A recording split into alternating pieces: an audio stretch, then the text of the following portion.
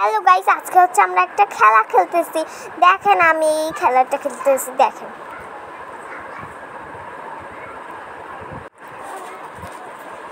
Guys আমি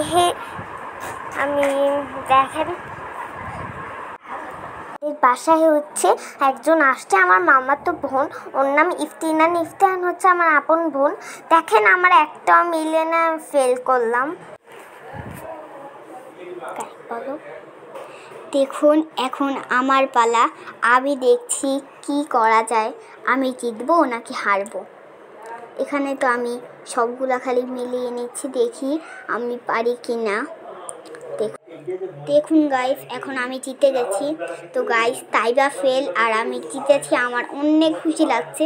দেখুন এখানে আমাকে টাকা দেওয়া হচ্ছে, দেখুন কতটা ভাই, আমার অনেক খুশি লাগছে। দেখুন অনেকগুলো টাকা পেয়ে গেলাম, কত ভালো লাগছে।